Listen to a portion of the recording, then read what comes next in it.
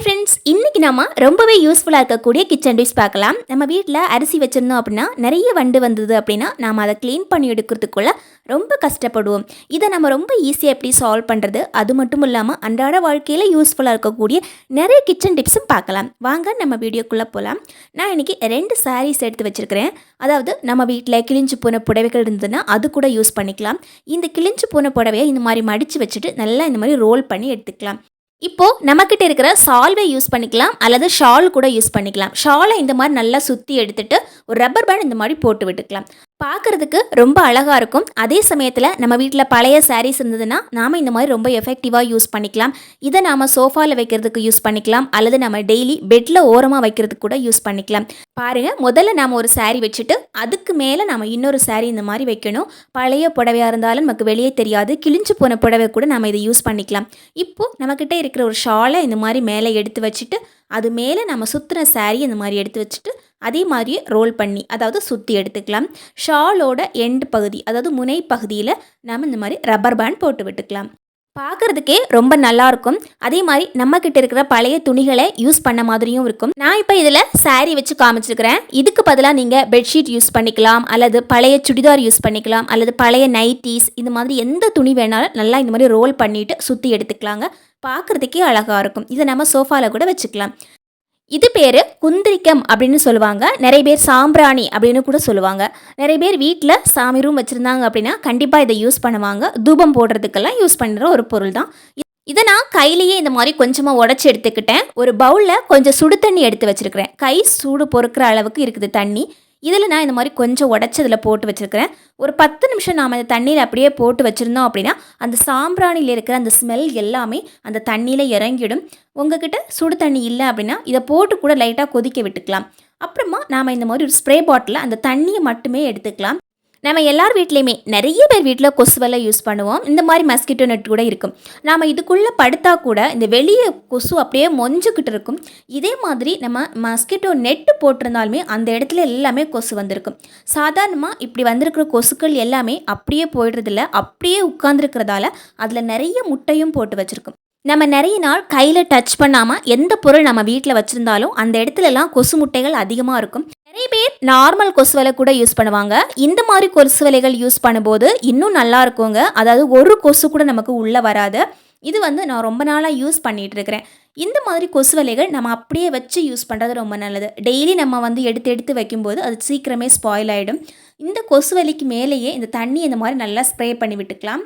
இந்த மாதிரி ஸ்ப்ரே பண்ண விடும்போது வெளியே கூட நமக்கு அதிகமாக கொசு வந்திருக்காது. கொசு மொஞ்சுக்கிட்டு இருக்கும் இல்லைங்களா, அந்த மாதிரி நமக்கு இருக்காது. கொசு முட்டைகள் சீக்கிரமாக அழிஞ்சு போயிடும். நிறைய பேர் ஜன்னலில் கூட மஸ்கிட்டோ நெட் போட்டு வச்சுருப்பாங்க. இந்த மாதிரி மஸ்கிட்டோ நெட்டில் கூட நாம் இந்த மாதிரி ஸ்ப்ரே பண்ணி விட்டுக்கலாம்.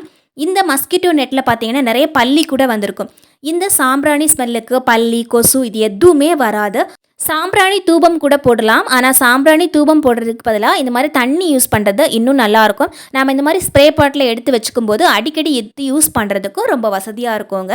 அடுத்ததாக பார்த்தீங்கன்னா ரொம்ப ரொம்ப யூஸ்ஃபுல்லான ஒரு டிப்ஸ் தான் பார்க்க போகிறோம். நான் இன்றைக்கி பப்பாளி பழம் கட் பண்ணி வச்சுருக்கிறேன். இந்த பப்பாளி பழம் கடையில் வாங்கினதான். நாம் இந்த மாதிரி அதை கடிக்கும் போது பாருங்கள், உள் சைடில் நல்லா பழுத்திருக்கும். அதுவே வெளி சைடில் கொஞ்சம் திக்காக இருக்கும். நமக்கு அந்த அளவுக்கு டேஸ்ட்டும் இருக்காது.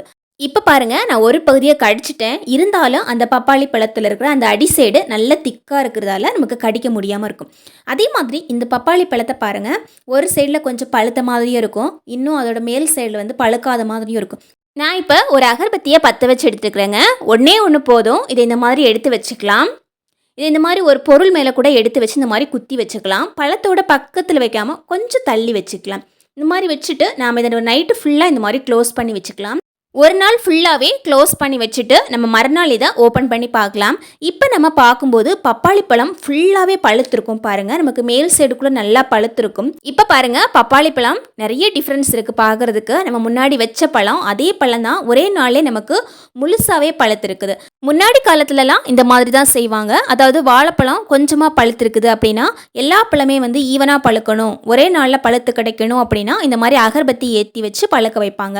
இப்போ நான் பப்பாளி பழத்தை நல்லா கட் பண்ணி வச்சுருக்கிறேன். இது பாருங்கள், நம்ம கடிக்கும் போது எவ்வளோ டிஃப்ரென்ஸ் தெரியுதுன்னு. நம்ம முன்னாடி ஒரு பழம் கட் பண்ணி காமிச்சோம் இல்லைங்களா, அந்த பழத்தை கடிக்கும்போது உள்ளெல்லாம் நல்லா பழுத்திருக்கும், ஆனால் வெளியே நல்லா திக்காக இருக்கும். இந்த பழத்தை நம்ம கடிக்கும்போது அப்படி இருக்காது, நமக்கு எல்லா இடமே ஒரே மாதிரியே இருக்கும். அடுத்ததாக பார்த்தீங்கன்னா ரொம்ப ரொம்ப யூஸ்ஃபுல்லான ஒரு கிச்சன் டிப்ஸ் பார்க்கலாம். நான் இன்றைக்கி கொஞ்சம் அரிசி எடுத்து வச்சுருக்கிறேன். இந்த அரிசி ஒரு மாதமாக அப்படியே இருந்ததால் நிறைய வண்டு வந்துடுது. அரிசி கொஞ்சமாக தான் இருந்தது, ஆனால் இது சாப்பாட்டுக்கு யூஸ் பண்ணுற அரிசி.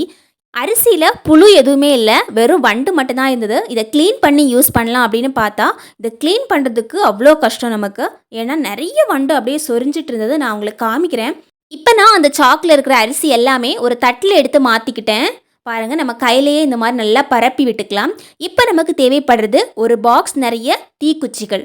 அதாவது இந்த மாதிரி தீக்குச்சி ஒரு பாக்ஸ் நிறைய தேவைப்படும். இந்த தீக்குச்சிகள் ஃபுல்லாகவே கையில் எடுத்துக்கலாங்க. இதில் இருக்கிற தீக்குச்சிகளை முதல்ல நாம் எண்ணணும். அதாவது எத்தனை தீக்குச்சிகள் இருக்குது அப்படின்னு நம்ம தெரிஞ்சுக்கிறது ரொம்பவே முக்கியம். முதல்ல நாம் இதை கவுண்ட் பண்ணி வச்சுக்கலாம். நான் இதில் ஒரு 13 குச்சிகள் எடுத்து வச்சுருக்கிறேன். இந்த மாதிரி எடுத்து வச்சுட்டு அதுக்கப்புறமா யூஸ் பண்ணுறது ரொம்ப நல்லது. இப்போ நாம் பிளேட்டில் எடுத்து வச்சுருக்கிறோம்ல இந்த அரிசி மேலேயே இந்த மாதிரி போட்டு விட்டுக்கலாம். இப்போ நாம் இந்த தீக்குச்சிகளை இந்த அரிசி வச்சு நல்லா க்ளோஸ் பண்ணி விட்டுக்கலாங்க. இந்த தீக்குச்சியோட ஸ்மெல்லு அந்த வண்டுகளுக்கு பிடிக்கவே பிடிக்காது. இதனாலேயே அந்த வண்டுகள் சீக்கிரமாக ஓடி ஒழியணும் அப்படின்னு தான் பார்க்கும். இப்போ பாருங்கள், ஒரு 2 நிமிஷம் ஆயிடுச்சு. இப்போவே வண்டுகள் எல்லாமே வெளியே வர ஆரம்பிச்சிடுச்சு. பாருங்கள், அதோட ஸ்மெல் அதுக்கு பிடிக்கவே பிடிக்காது. வச்சு 2 நிமிஷத்துக்கு அப்புறமா ஒரு கரண்டியோ அல்லது கையோ வச்சு மறுபடியும் நல்லா இந்த மாதிரி கலக்கி விட்டுக்கலாம். அதாவது வெளியே போன வண்டு போயிடும், மிச்சம் கொஞ்சம் வண்டுகள் இருக்கும் இல்லைங்களா, அதனால் ஒரு கரண்டி வச்சோ கை வச்சோ நல்லா இந்த மாதிரி மிக்ஸ் பண்ணி விட்டுக்கலாம். உள்ளேயே இந்த மாதிரி புதஞ்ச மாதிரி செஞ்சு விட்டுக்கலாம். இப்போ பாருங்கள், ஒரு 5 நிமிஷத்துக்கு அப்புறம் நிறைய வண்டுகள் வருது. இந்த அரிசியில் நமக்கு இவ்வளோ வண்டுகள் இருக்கானே தெரியாது, அந்த அளவுக்கு இருந்தது. இப்போ அப்படியே சொரிஞ்சிட்டு எவ்வளோ வெளியே வருது பாருங்கள். இந்த மாதிரி நம்ம வண்டுகள் எல்லாம் க்ளீன் பண்ணும்போது வெளியே வச்சு க்ளீன் பண்ணுறது ரொம்பவே நல்லதுங்க. ஏன்னா வண்டுகள் சாகாது நமக்கு. வீட்டுக்குள்ளேயே நாம் அப்படியே வச்சுக்கும்போது இந்த வண்டுகள்லாம் கீழே இறங்கி வேறு ஏதாவது உணவுப் பொருட்கள் மேலே ஏறி உட்காந்துடும். அதனால் வண்டுகளை க்ளீன் பண்ணும்போது எப்போவுமே நாம் வெளியே வைக்கிறது ரொம்பவே நல்லது. நிறைய பேர் யோசிப்பாங்க, நாம் இதை வெயிலில் வச்சாவே போயிடுமே அப்படின்னு. நம்ம சாப்பாட்டுக்கு யூஸ் பண்ணுற அரிசியை நீங்கள் வெயிலில் வச்சிங்க அப்படின்னா கண்டிப்பாக ஃபீல் பண்ணுவீங்க. ஏன்னா நம்ம சாப்பாட்டுக்கு யூஸ் பண்ணுற அரிசியை நம்ம வெயிலில் வச்சுட்டு யூஸ் பண்ணும்போது சாப்பாடு நமக்கு நல்லாவே இருக்காது. ஒரு மாதிரி நொஞ்சு போன மாதிரி இருக்கும். அந்த வெயிலையே அந்த அரிசி ரொம்ப கரிஞ்சு போயிடும். அதனால் எப்போவுமே வெளியேனா கொஞ்சம் வெயில் இல்லாத பகுதியில் வைக்கிறது நல்லது. அல்லது நிழல் பகுதியில் இந்த மாதிரி வச்சு விட்டுக்கலாம். பாருங்கள், இப்போ பாருங்கள், நமக்கு தீக்குச்சியோட ஸ்மெல்லுக்கு எல்லா வண்டுகளுமே ஓடிடுச்சு. இப்போ அரிசி நல்ல க்ளீனாக இருக்குது. இன்னும் 1 அல்லது 2 வண்டுகள் தான் அங்கங்கே இருக்கும் நமக்கு. இது நம்ம நார்மலாக புடைச்சா கூட போயிடும்.